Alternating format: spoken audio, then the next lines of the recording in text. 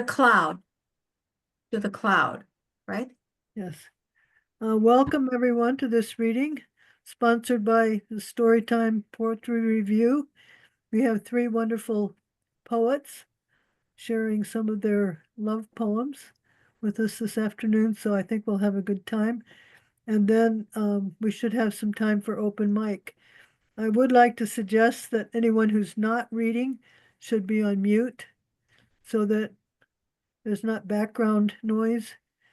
I was on one Zoom where there was a cat fight broke up in the background.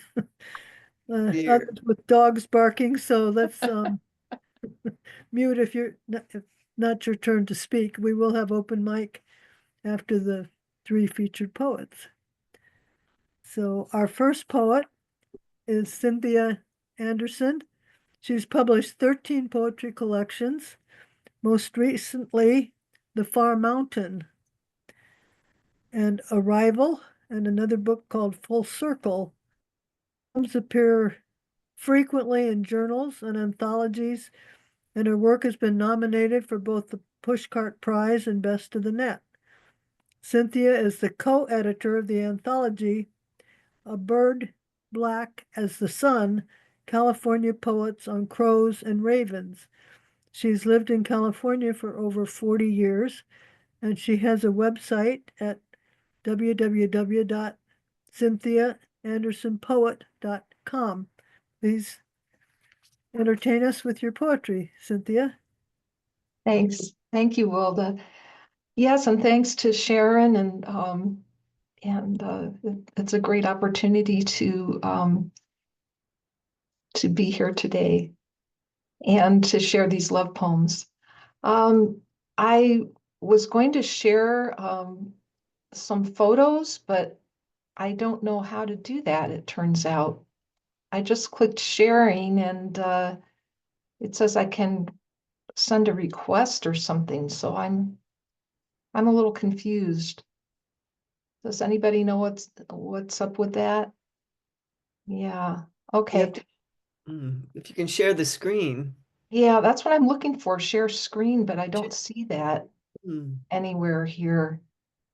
So anyway, okay, hold on a second. Let me just check over here. Um, okay, well, I'm sorry, but I guess I may not be able to share some photos. Anyway, on we go with the poems. So I'll read the poems that were on Sharon's blog in December on the theme of in November, the theme of love of my life.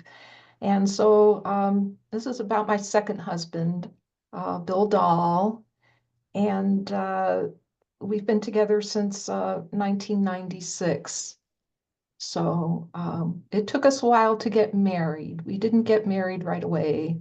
We got married in 2008, but we've been together all this time, almost 30 years now. So um, it is the one success story of my love life in this lifetime.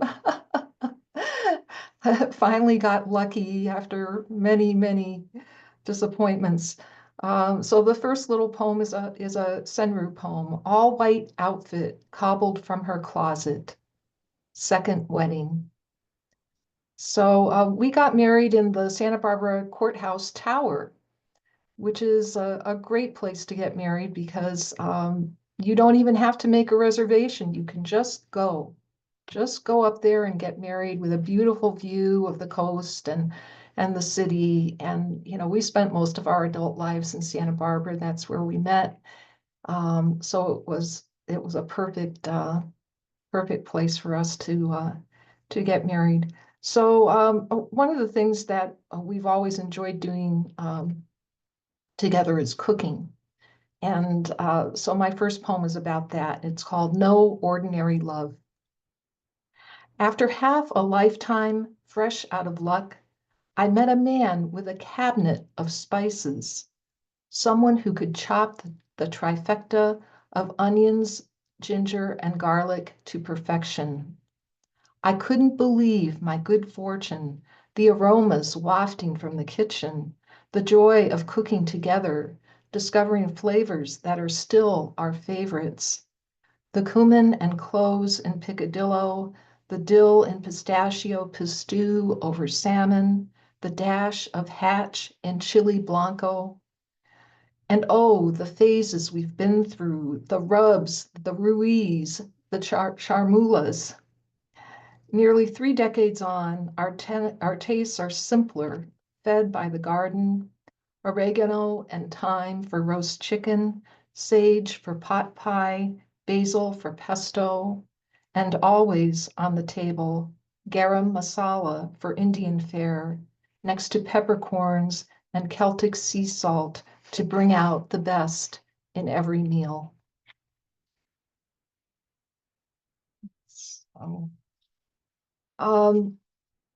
one of the great things about, we live in the desert near Joshua Tree National Park now, and there's a wonderful place nearby us called Big Morongo Preserve.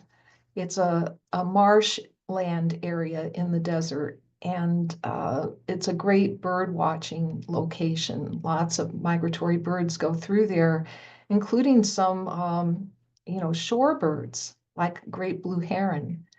So this poem is about seeing a great blue heron there once, but it's also about Bill because the heron is his spirit bird. So it's called The Lone Hunter. He comes to the desert for water, maps every oasis, pond, and marsh in his memory, goes back to those places reliably, though to sight him is rare. Solitary, tall in the shallows, he's a tower of slow striding, slate blue stillness, until his sharp beak spears downward. He's my good omen, my dose of heron medicine, one I could watch a long time, the rest of my life, with ease. When he's here, I breathe more deeply, find balance while he sleeps on one leg, hum when he spreads his great wings. This sun and sky only hold him briefly, so I thank the luck that brings him to me. Oh, thank you. So we live in a rural setting on 2.5 acres, lots of wildlife here, especially during mating season, which is the title of the next poem, Mating Season. These days, I can't always see what I hear. A roadrunner out front, then out back, baying for a mate like a lonely dog. All that commotion, yet my weak eyes can't track his sprint through the rocks. Or when my ears ring with bell-like calls bouncing uphill deep as an owl's hoot, I search and search before I finally spot a quail and his intended under a juniper. The doves I can't miss, fluttering all over themselves to their nest in the eaves. A sight too exposed, every year a failure, yet the next season some try again. It's the again that grabs me, the new wave of bodies doing what they must because they can. While indoors the old and long married still dream, still spoon when sun strikes the bed in mid-afternoon.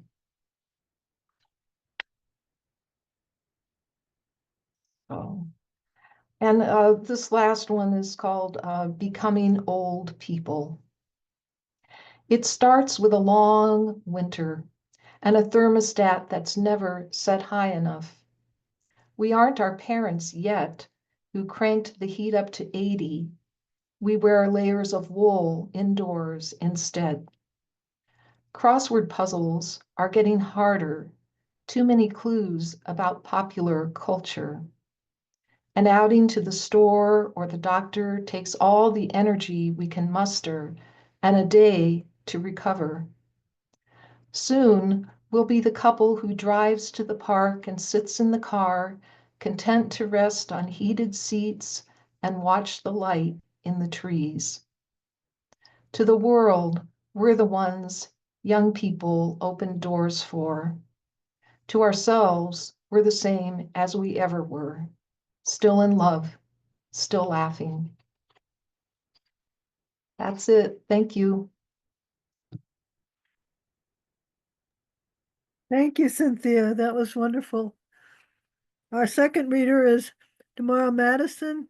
She's the author of 3 full-length volumes of poetry, Wild Domestic and Moraine, and Morpheus Dips His Oar, and 2 chapbooks.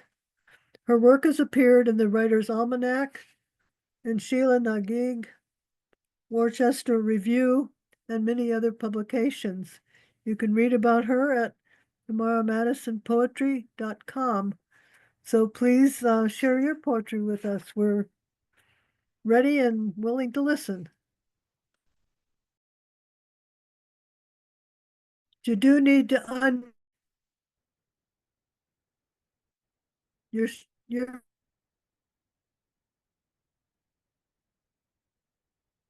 we can't hear you because you're muted. You have to unmute yourself.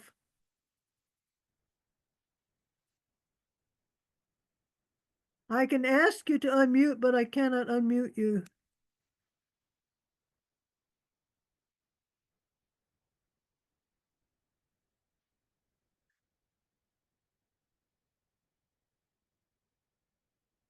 Look at the bottom of your screen, bottom left.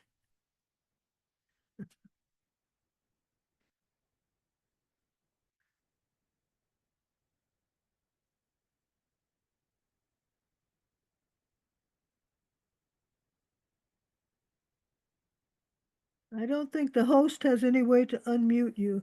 There. Whew, it wasn't happening. I kept punching. Well, Anyway, okay. sorry. Sometimes if you punch twice, It it kept on telling me the host is not allowing, the host is, and then it changed. Magic. Anyway, I don't know. sorry. I'm glad I'm not going to be the last because my poems are sort of a downer. I have not been as lucky in love as others have. But I'm going to start with this poem called The Lovers. It's an ekphrastic poem. I don't normally do those, but The Lovers after Magritte. The lovers are kissing, each beneath a separate head-covering cloth. The man's nose is a peninsula jutting into the shadowy sea of the woman's cheek. But they have no eyes, no hair, just a presumption of mouths, the shrouded point where their faces meet. I have heard the commentary, the artist mother's dead body pulled from the water, covered with the cloth of her wet dress. Some think it's about death, the death of love, maybe? Maybe the isolation of lovers, hidden identities, mystery. So what? You show what you want them to see. They see what they want to see. In the end, what does it matter? Love is a blessing, no matter how it arrives, real or imagined, behind a gray muslin shroud, or unclothed in the doorway, brilliant with the joy of being loved and loving back. I was married when I was really young. I was 19, and I got married because my boyfriend got a job working in the Soviet Union, and if I went with him, we'd have to be married. And we were sort of engaged anyway. At 19, there is no one like the one who shows you how, who wants you to stay all night and every night, who wants to know everything about you, who says that first night, I think I'm falling in love, and believes it, even though you don't. who says that the divorce is not final, but it doesn't matter. The one he was living with has gone back to her husband. The one he met last semester in Leningrad understands. She has a husband to go back to too. It's all about you now. He talks so well, loves so deeply, he leaves you no way out. And he teaches you things. He knows so much and you are so new to the world. You take it in. The more you learn, the less you know. And he's a brilliant man, deliciously profane. He sees your intelligence and raises it. And oh, he knows how to love. Too much at times. He can roll a joint with one hand, put his hair in a bandana, turn on all the lights, and clean the house. Then he can sit at his desk and write a brilliant paper. While the rest of the party is drooling on the couch, he lectures them on geopolitics, paces the living room, straightening. He sees who you are, wants to nurture your spark. When you plead for some space, just an hour or two, he begs you to stay. He's a little fatherless boy at heart. He needs you, only you. When you take him to meet your parents, they are thrilled. At last, your father tells your mom, our daughter has met a real man. He can reason you out of any hesitation. He is destined for greatness. He gives you no choice but to love him. He treated me rather badly, but I still love him. It's weird. And from there, I went, anyway, this is a poem about a more recent relationship that I'm happy to tell you, sorry, is no longer in existence. Worn stones. I remember being in love. I remember wanting nothing more than you, here, here, and here, everywhere and always. I remember how a kind of magnet seemed to draw us close to one another, how we fell in together like something that had to be, my protons completed by your neutrons. That was the way it was. The electrons are tired now, the ions losing their charge. Still, we shuffle our way toward the worn stone of one another, drawn like sun to horizon. Every night, another splash into the sea. It was good while it lasted. This next poem, the love of my life was my second husband, and he is now dead. And although we separated and divorced a long time ago, we were close until the end. And our last words to one another were, I love you. I haven't written about any of that yet, but I should.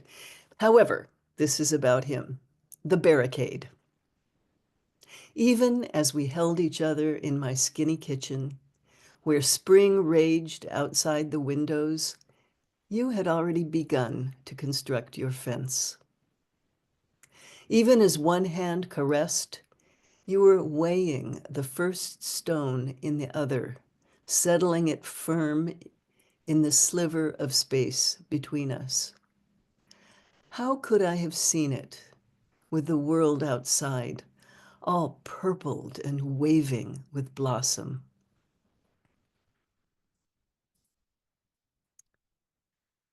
And here we have another one about that relationship. Oh, where did it go? Oh, this isn't about it at all. Huh. I thought this was on here. Anyway, I'll read this one to you. It's London 92. In her late 30s, she wears a black leather bomber jacket, tight jeans and high-top Reeboks. He in his low 20s, plush lips and a head full of brown curls. The camera misses the whizzing sparks between them. He on the verge of something, she staring out from the marriage cage. But April is blooming on the heath, And in the gardens, the queen's swans glide over mirrored clouds as the sun breaks over St. Paul's Cathedral, impersonating God.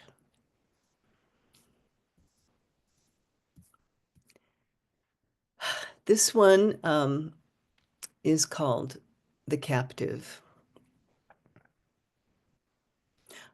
I was in that long last relationship way too long.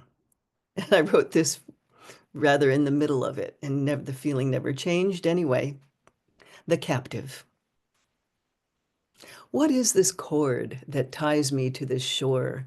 These rocks, this tide that bangs against the pier, this land I long to leave and see no more.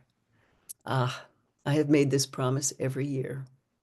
I count the times you've aggravated me, the many ways you've chafed and weighed me down, but still you clung as though you could not see, aloof to warnings, deaf to anger's sound. Yet still I stay as tethered to this bark, with eyes that churn and long for open sea. For in the hold, some deep rope ties my heart and binds us fast like roots that hold the tree. If I could cut this tie, I'd do it. So my shift, my ship adrift, I'd gladly watch it go. And boy, these are all kind of downery, aren't they? Anyway, this one though, oh, here's the one I was thinking before. It's called Impasse. This is about my real husband, my real marriage. Impasse. In moonlight, I wake in the cold of our bed, too anchored to dreaming to look for the blanket. I travel the mounded plain between our bodies and find you rising there, a far, dark mountain. Asleep, your skin is as cool as the sheets, cool as the gulf between us. When we wake, we touch arms, yours a dark fence, heavy. Hold me in my place. Somewhere above this gray morning landscape of plain and mountain, our spirits entwine like ribbons of smoke, and rising do what our bodies no longer will.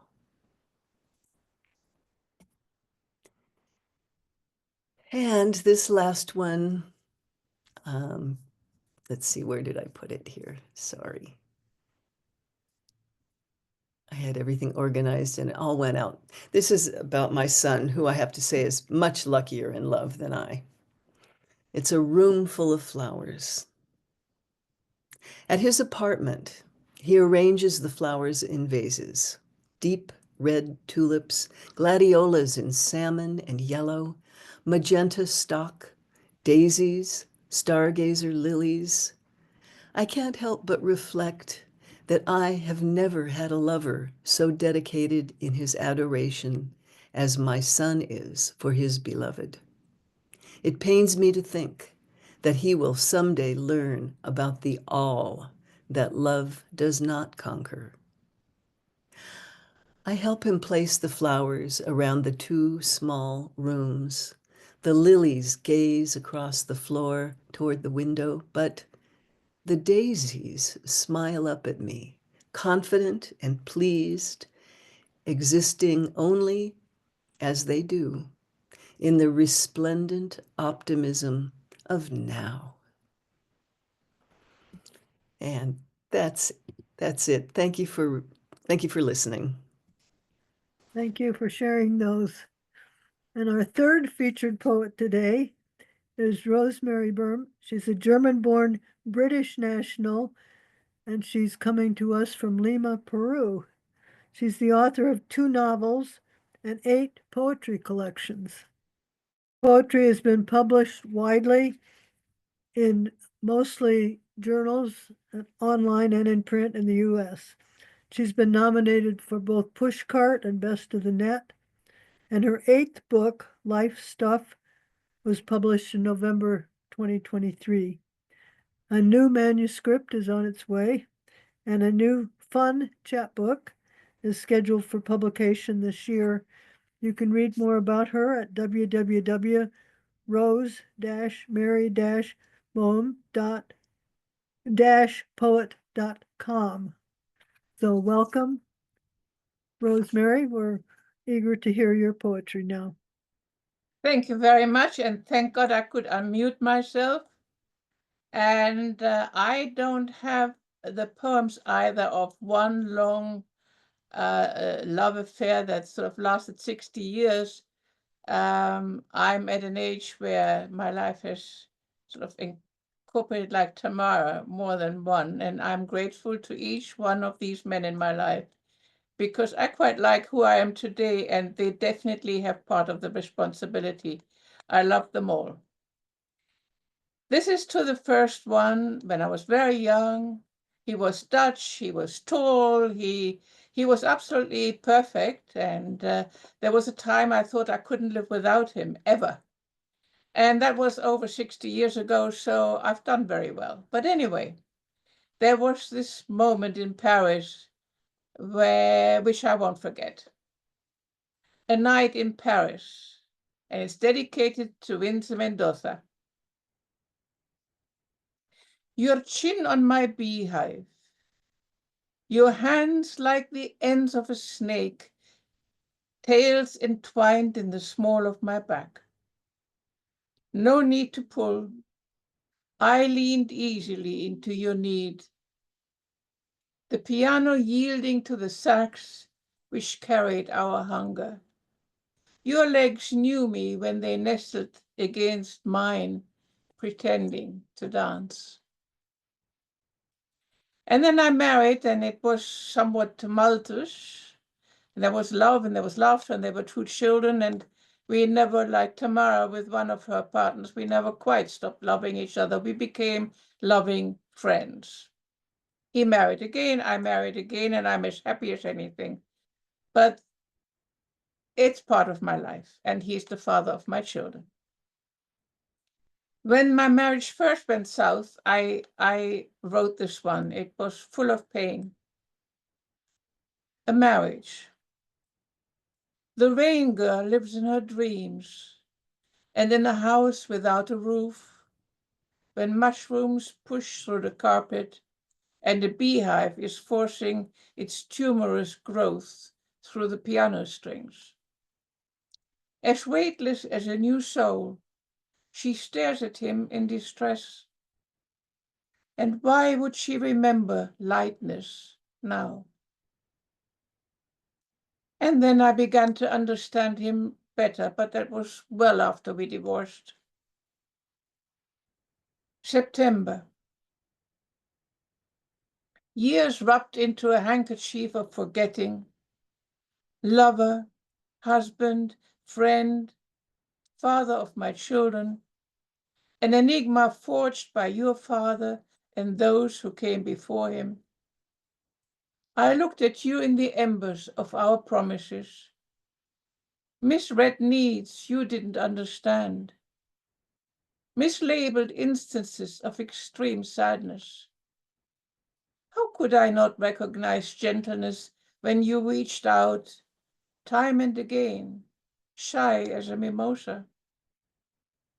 Try to remember the kind of September when life was slow and oh, so mellow. They were singing your song, my tender friend, and only now I realize that behind the wall you built from cynicism and laughter were tears I failed to dry. Okay, now this is the man I happily met and have been married to for 33 years, and we have promised ourselves to make it last for another 100. Anyway, when we first met, he was in Spain, I was in England, and it was still all new and we were still separated. And so I wrote this poem to him. Night call. When night presses down and muffles all sound, when your wings are weary and you would be chained, call me. When the chirpy voices of girls under streetlights mute slowly in distended mist, eyes drowned by indifference, I'll be waiting. And when the wavelets stop lapping and the fish go deep, when you don't ask because you no longer want to know, I have the answers. And when you drown in unmadeness, spooked by hyaline skin, lost in amorphous potential, greeting you everywhere, anytime, I will unfold with you. And then we married, and we live in Lima, as Wilder said. And from time to time we're separated because either I or he used to go to visit Spain, or I go to see my children, and then the separation suddenly didn't feel right. Your toothbrush isn't in its place. Almost 10,000 kilometers from our home, you walk the roads where we encrusted our lives. Here, in the early morning hours, when first light tries its power at the end of the sea, when the streetlights still pretend their labor of night, I turn and find the blanket flat, the pillows full, the space transparent. In over 30 years, we have forgotten what it's like. Aloneness was our daily bread, and we were glad of it. Filled our days and nights with ourselves and our meditations. We met when we were full and satisfied with our worlds and all their riches. Had no foreknowledge of the welding that would make us into more than lovers. Thank you very much. Thank you. Well, I think you all agree we've had a wonderful afternoon so far, listening to these three poets.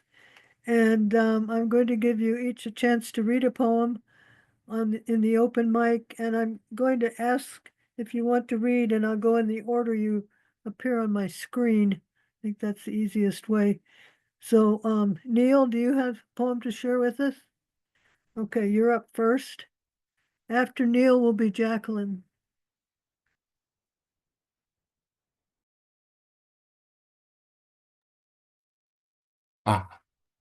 Thank you. I've got a poem I'm going to read from my book, The Colquhoun Chronicles. Joan and Rose both wrote a blurb for that, and I was very pleased that they did. This is the last poem. It's a saga, The Colquhoun Chronicles, and Elizabeth sees Colquhoun returning, David Colquhoun, and I wrote this poem about her feelings when she sees him after a long journey and difficult journey of discovery and self-discovery. She sees him returning. So here it is, this poem. I see your sails out to sea. Your boat leans and rushes to return to me. Come, David, dance. Let your palm lightly meet with mine. Dance with me to this music playing in urgent time. Dance with me in pastel dawn and through the morning dew. Look, the world is dancing, and surely we must too. Come, return, dance with me.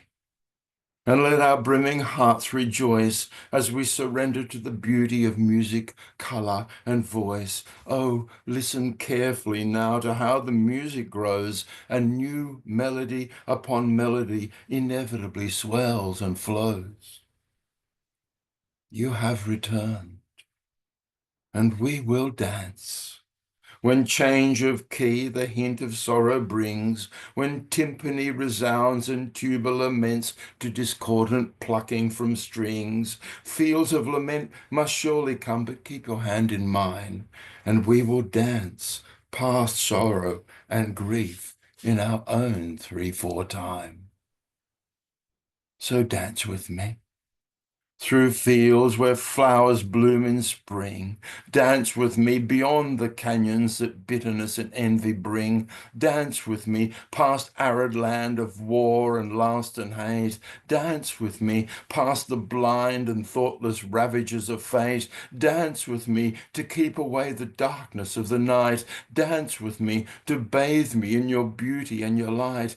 Dance with me as close and tightly fitted as a glove. Oh, dance with me. You have returned. Hold me. Surround me with your love. Thank you.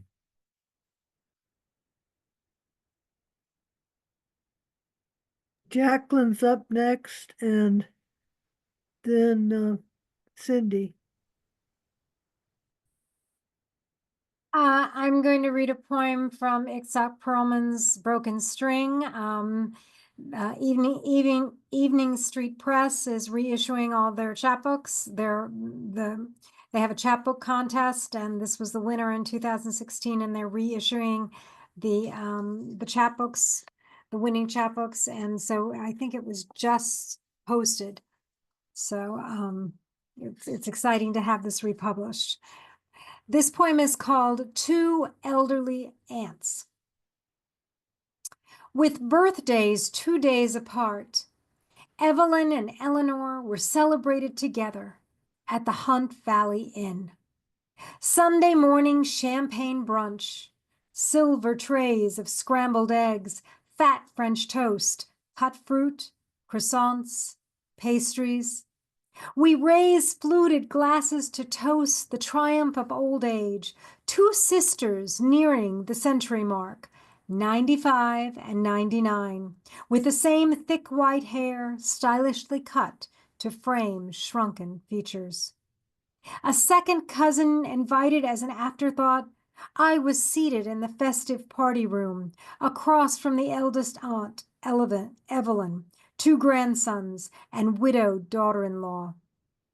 Was I the only one to notice how my presence beside my spouse did little to balance Eleanor's larger share of the table, with 4 married daughters and 10 grandchildren, 3 with babies, passed from lap to lap?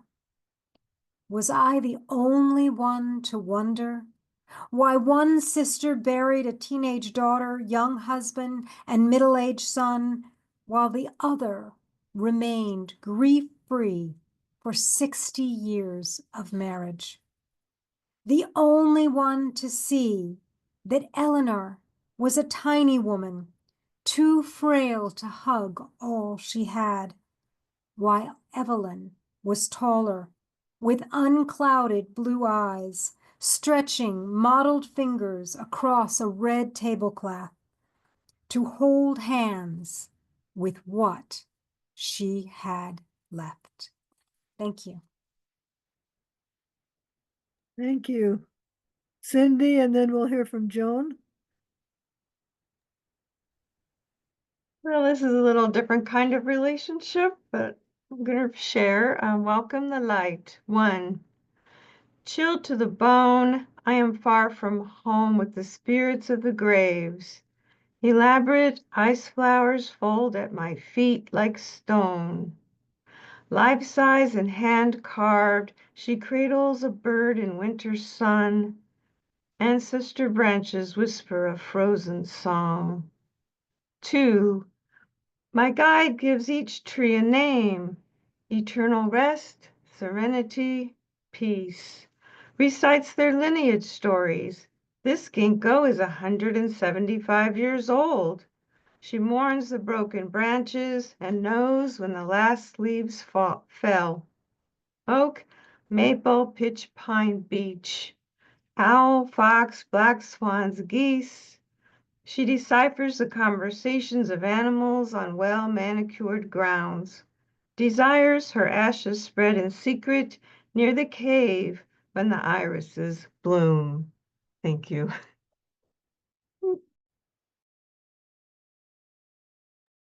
Thank you, Cindy.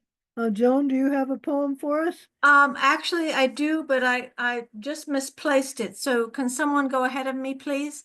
Okay, Right Lorraine? behind me somewhere. Lorraine, do you have a poem for us? Sure.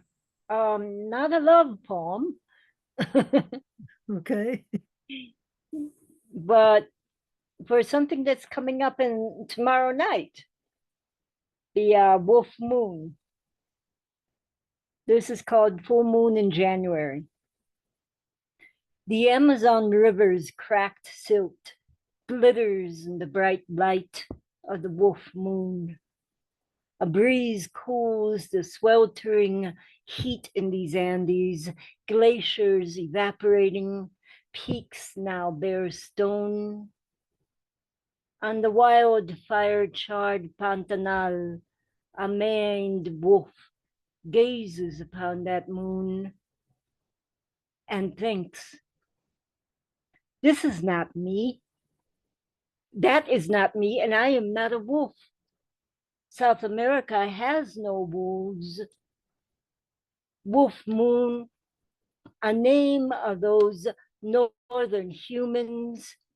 Maned wolf, a name of those northern humans who scrape the minerals, who strip our forests, who poison our rivers for their insatiable quest for what? And Awarawasu turns away, his long, thin legs sliced by the sharp stubble of the seared Pantanal wetlands, and disappears into the scant shadows thrown by the bright light of this full moon.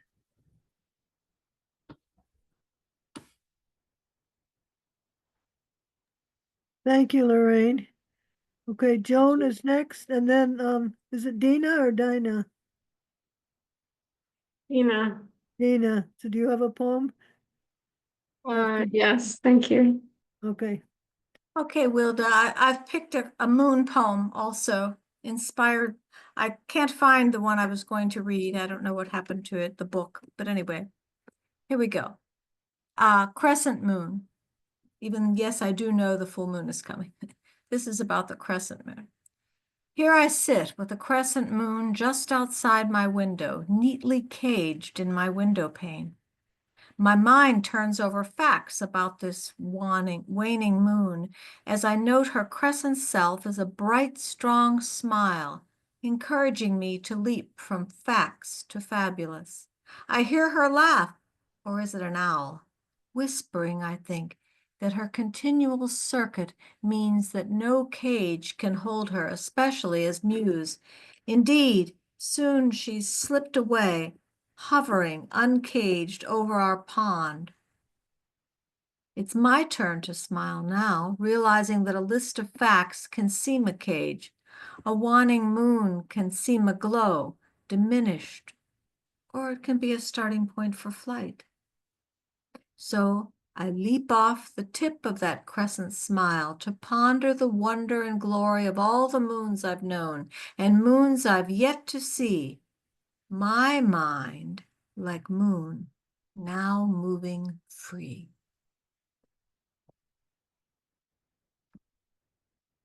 Thanks. thank you. Okay, Dina, All right, thank you. I'm in a writers group with Rose. That's how I ended up here. So I have 2 haiku to read. This is from when I was at Squam Lake, New Hampshire last fall. Light bays, majestic, undulating mountains, lakes punctuate the green. Soft, shimmery ripples, birds chirp, kayaks wander, Motorboat pierces. Thank you.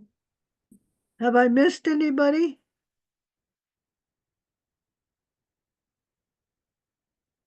I'll read a poem from my book, Pequod Poems, Gamming with Moby Dick. This is a rondo. It's a letter from Captain Ahab to his wife. Please write to me, my husband dear, and tell me if you're well. I fear your missing leg still gives you pain. Your haunting headaches still remain and may have become much more severe. You have been gone at least 2 years. No letters come to bring me cheer. And though I never should complain, please write to me. I look to see and hope you're near, but sometimes dream you disappear in sullen water waves or hurricane. Not knowing causes so much strain that I can't help but shed a tear. Please write to me. Thank you. We have just a few more minutes. Do any of the featured poets have one short poem they'd like to read before we go? Cynthia's shaking her head. I might have one. Okay. Hang on. It's a new one. It's not been published yet. After all, they're only things. I always pass that shop window on my way to work, my first job as a married mother of 2. Earthenware at its finest, a decorative bowl with pulled-up edges, a carafe with round belly, an abstract design covering their surfaces. Slick. Painted in fat yellow, a summer sky blue, a bright but gentle red, and some almost black lines offsetting the color fest. This boldness would be perfect in the reception area in our house, a focal point of exuberance and joy. Perfect for the middle of that old round mahogany table with a loose leg given to me by a friend in the old days, at a time when I had not even a bed in my new flat. With my first paycheck, I finally bought the coveted items from the knick-knack shop and delighted at the perfect match. I'm not sure what it was that produced his ire, but one day soon after showing my pleasure, during a somewhat heated argument, he looked into my eyes. No, not a cold stare, more a look of deep satisfaction. Then he took both the bowl and the jug into his hands, the knuckles white. Then he opened his big hands slowly.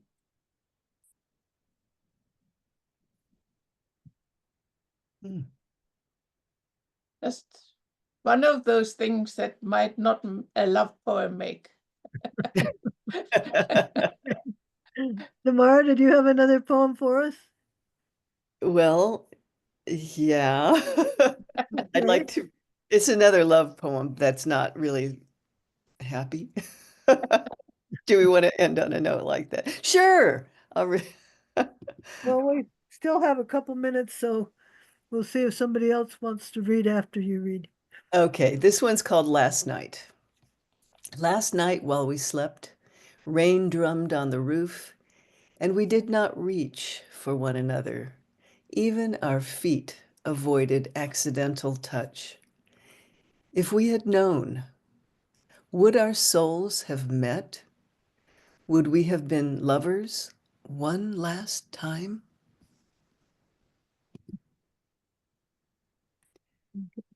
You know, you never know when it's the last time. That's true. Okay, somebody else have another poem you want to read? Okay, Cindy? It's a short one, ties in with what I read before. Water pours from her hands. A beloved placed this gift, once soft and alive, tucked in cold, stiff hands. The solidarity of marble and her, a statue clasping dead flowers, embraced with grace and gratitude, solitude and solace for the healing glitter of her. It's new. Thank Thank you. Somebody else have a not too long poem?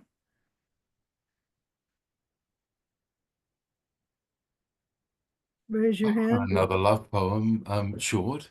Oh, well, Okay, it's 14 lines. I've been married for well over 50 years. I'm a very lucky man and still madly in love with my wife. So, it's been a privileged and blessed life I've had, that's for sure. I've included this one in the Colquhoun Chronicles as well, but it's really my poem to my wife. It's called My Flawed Love. Morning light is filled with gold, of delicate, transient hue. The noonday sky is beautiful with its deep and ethereal blue.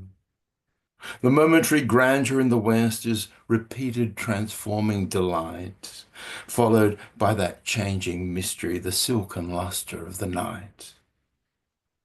They can boast of their display, but I will count our love more rare. Say they have no voice to speak, no lips to kiss, no minds to knit, no hands to care. And in repetition, they come, then fade away, whilst my flawed love grows with each passing day. lovely. Okay, we've got 4 minutes if somebody else has a short poem.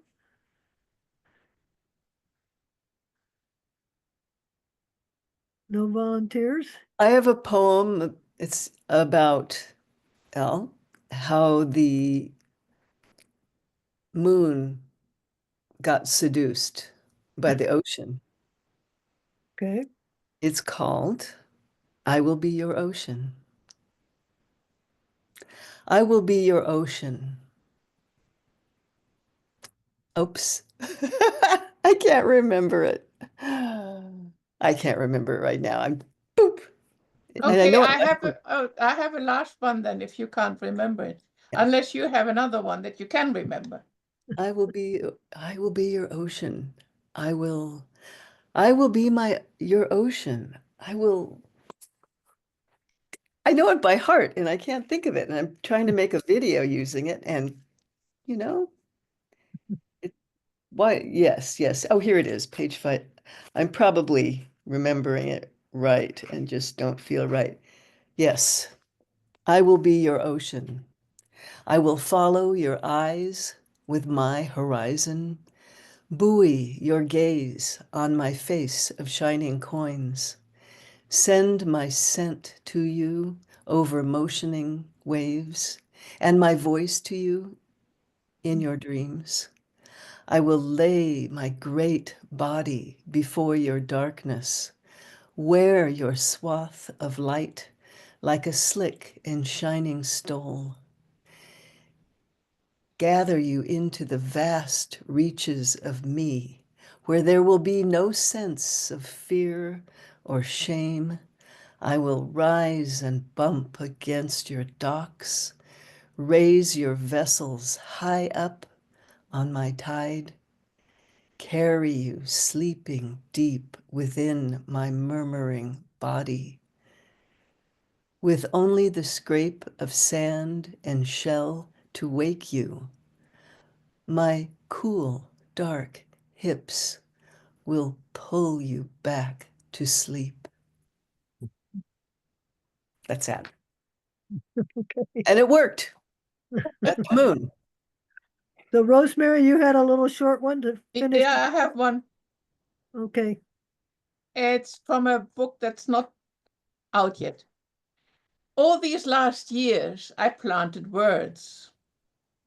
I plowed furrows into the black soil of anamnesis, anatomy, animosity, weaving, waving, waning, water bearer. Your diazepam, dear, the bells. He tells tales of the hole in which I fell, hell. After a while, my eyes adjusted to the effulgence of foxfire fungi. Showing our fault lines and faux pas, my skin itches from the dust of the moving.